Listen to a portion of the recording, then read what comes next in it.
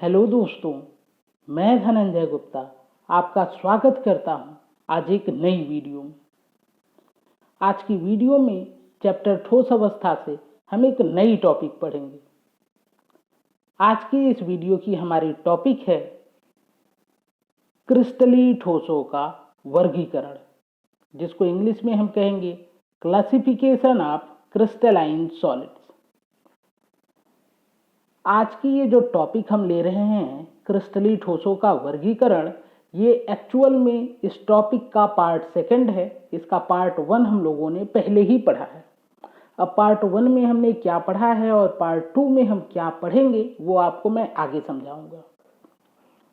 तो चलिए बिना समय गंवाए आज की इस वीडियो को स्टार्ट करते हैं।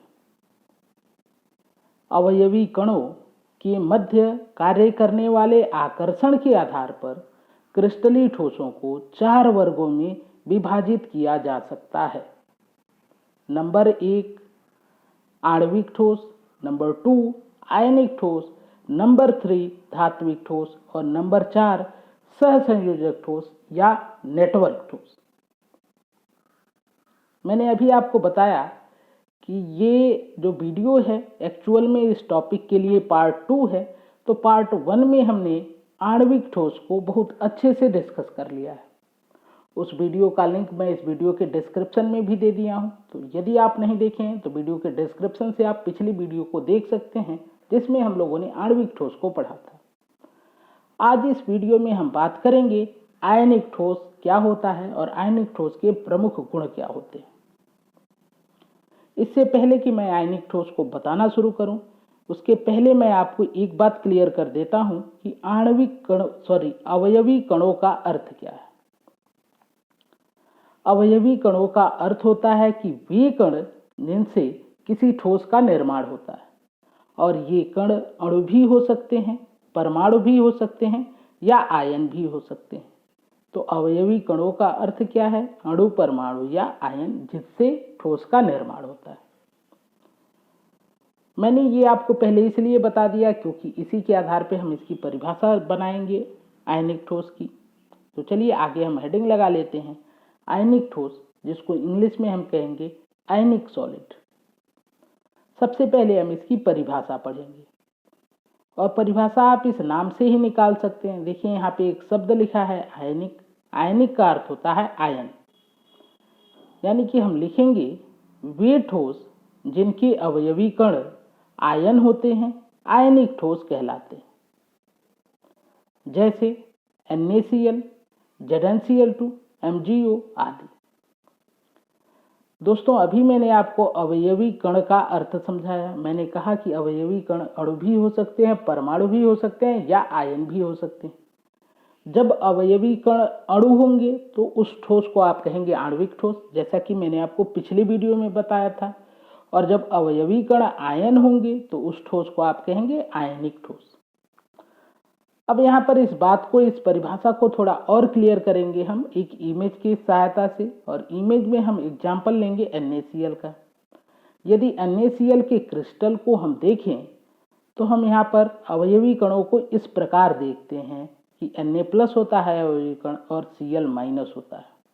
ऐसे ही फिर Na+, Cl-, ये एकांतर क्रम में आपको मिलेंगे। इनकी व्यवस्था कुछ इस प्रकार होगी कि जो सोडियम आयन होगा उसके चारों तरफ क्लोराइड आयन पाए जाएंगे और क्लोराइड आयन के चारों तरफ सोडियम आयन। जैसे यहाँ पे देखिए ये सोडियम आयन है तो यहाँ पे क्लोराइड आयन ऊपर नीचे दाएं बाएं आप देख रहे हैं क्लोराइड आयन। यदि क्लोराइड आयन के ऊपर नीचे आप देखेंगे, दाएं बाएं देखेंगे तो सोडियम आयन। ऐसी व्यवस्था होती है। अब ऐसा क्यों है, क्यों ये आयनिक रूप में परिवर्तित हो गए हैं, ये सब मैंने आपको क्लास 11th में अच्छे से समझाया है। यहाँ पे मैं थोड़ा सा आपको बता भी देता हूँ। आप जानते हैं कि NaCl में जो सोडियम है ये तो धातु है और क्लोराइड जो है ये एक अधातु है जिसकी विद्युत ऋणात्मकता बहुत अधिक है। सोडियम धातु है इसलिए इसमें इलेक्ट्रॉन त्याग करने का गुण था, तो इसने इलेक्ट्रॉन को त्याग किया और इलेक्ट्रॉन निकल जाने के बाद यह बन गया सोडियम आयन यानी कि Na+। जब कोई परमाणु इलेक्ट्रॉन त्याग करता है तो उस पर धनावेश आता है और इसके द्वारा जो इलेक्ट्रॉन त्याग किया गया है उसको क्लोरीन ने ग्रहण कर लिया है, इसलिए ये बन गया है Cl- यानी कि क्लोराइड आयन। तो इस प्रकार जो सोडियम क्लोराइड का क्रिस्टल होता है उसमें अवयवी कण क्या होते हैं, आयन हो जाते हैं, Na+ आयन होता है और Cl- आयन होता है। ये होते हैं NaCl के क्रिस्टल के अवयवी कण। तो सभी आयनिक ठोसों में ऐसा ही होगा कि जो अवयवी कण होंगे वो धनायन और ऋणायन होंगे। तो उम्मीद है आपको समझ में आ गया होगा कि आयनिक ठोस क्या होते हैं। अब हम बात करेंगे आयनिक ठोसों के गुणों पर। तो चलिए देखते हैं आयनिक ठोस के गुण सीरियल वाइज, पॉइंट वाइज हम एक एक को देखेंगे। पहला पॉइंट हम लेते हैं, आयनिक ठोस धनायनों और ऋणायनों से बने होते हैं। जैसा कि अभी हमने आपको समझाया, जिनके मध्य प्रबल कुलामी आकर्षण बल, जिसको आप कह सकते स्थिर विद्युत आकर्षण या अंग्रेजी में कह सकते इलेक्ट्रोस्टैटिक अट्रैक्शन फोर्स कार्य करता है। आप जानते हैं कि जो धनायन और ऋणायन होते हैं उनके बीच एक आकर्षण बल लगता है जो उनके आवेश, विपरीत आवेश के कारण होता है। आपने पढ़ा है कि विपरीत आवेशों के मध्य आकर्षण लगता है। तो ये जो आकर्षण है जो धनायन और ऋणायन के बीच लगता है, ये बहुत ही प्रबल होता है, यानी कि बहुत ही मजबूत होता है। और इसकी खोज कुलाम नाम के एक वैज्ञानिक ने किया, इसलिए हम इसको कहते हैं कुलामी आकर्षण बल, या इसको हम कहते हैं स्थिर विद्युत आकर्षण, या अंग्रेजी में कहेंगे इलेक्ट्रोस्टैटिक अट्रैक्शन फोर्स। और ये जो आकर्षण बल है धनायनों और ऋणायनों के मध्य, ये बहुत ही प्रबल होता है। तो उम्मीद है आपको ये पॉइंट समझ में आया होगा। चलिए दूसरे पॉइंट की तरफ चलते हैं। ये कठोर एवं भंगुर होते हैं, यानी कि आयनिक ठोस कठोर होते हैं, ये आप तक समझ चुके होंगे। क्योंकि जब अवयवी कणों के मध्य कार्य करने वाला आकर्षण बल बहुत प्रबल है तो ठोस कठोर होंगे। मैंने आपको पिछले वीडियो में बताया था कि जो ठोस की कठोरता होती है उनके अवयवी कणों के मध्य कार्य करने वाले आकर्षण बल पर निर्भर होती है। जब आकर्षण प्रबल होगा तो ठोस काफी कठोर होगा, जब कणों के मध्य आकर्षण दुर्बल होगा तो ठोस मुलायम होगा। और भंगुर होने का अर्थ क्या है कि यदि किसी क्रिस्टली ठोस को आप हथौड़े से पीटते हैं तो वो टुकड़ों में टूट जाएगा, इसको कहते हैं भंगुर होते हैं। जबकि आप किसी धातु को लें और धातु को यदि आप हथौड़े से पीटेंगे तो आप देखेंगे वो टूटेगा नहीं, भले चपटा हो जाएगा। तो ये टूट जाते हैं, इसलिए इसको हम कहेंगे कि ये भंगुर होता है। ये आप जानते हैं, आप कभी सोडियम क्लोराइड यानी नमक के टुकड़े को आप तोड़ के देख सकते हैं।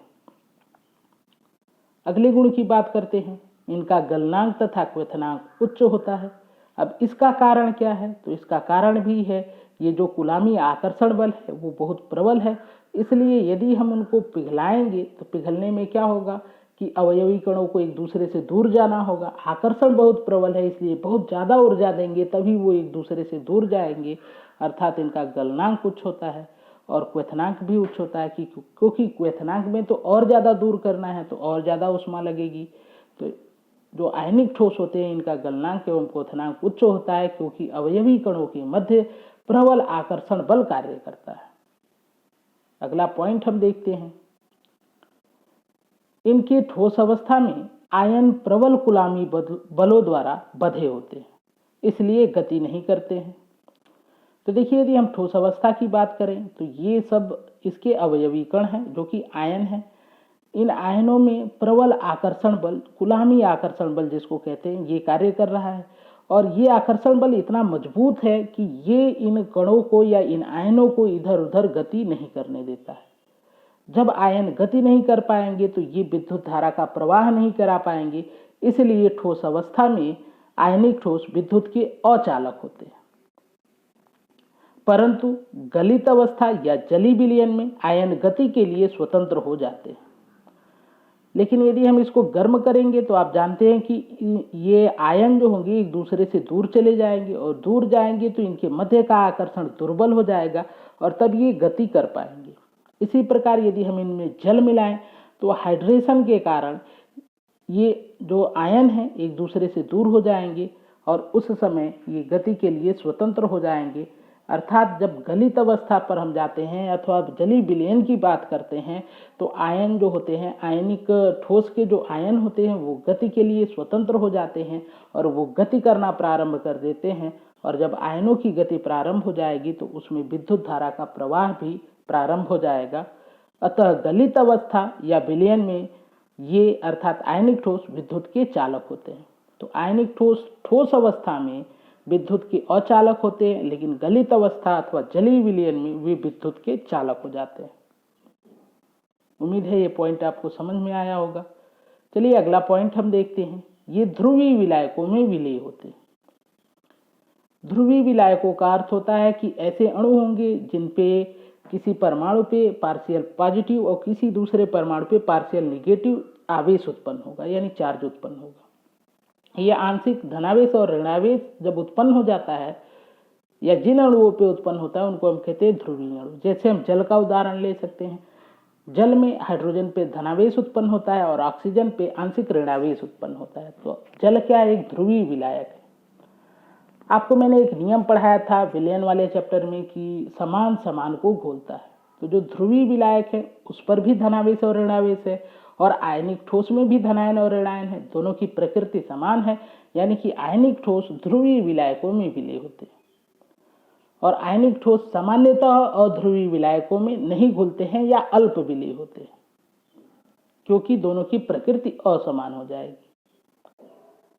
तो अगला पॉइंट देखते हैं। ये अवाष्पशील होते हैं। आप जानते हैं कि अवयवी कणों के मध्य कार्य करने वाला आकर्षण बहुत प्रबल है, तो इसके अणु वाष्पित नहीं हो पाएंगे, क्योंकि वो अपनी जगह से कहीं दूसरी जगह जा नहीं सकते, क्योंकि आकर्षण उसको बांधे हुए है। तो दोस्तों उम्मीद है कि आपको ये टॉपिक समझ में आई होगी। ये थी आज की वीडियो। यदि वीडियो आपको पसंद आए तो वीडियो को लाइक करें, मेरे चैनल को सब्सक्राइब करें, साथ में बेल आइकन को जरूर प्रेस करें ताकि आगे आने वाली वीडियो का नोटिफिकेशन आपको मिल सके। वीडियो से संबंधित अपने विचार को कमेंट बॉक्स में जरूर लिखें। आज की वीडियो देखने के लिए, मेरा चैनल सब्सक्राइब करने के लिए आपका धन्यवाद। मिलते हैं आपसे अगली वीडियो में, जिसमें हम लोग क्रिस्टलीय ठोसों के वर्गीकरण को ही पढ़ेंगे। वहां पर हम लोग बात करेंगे धातु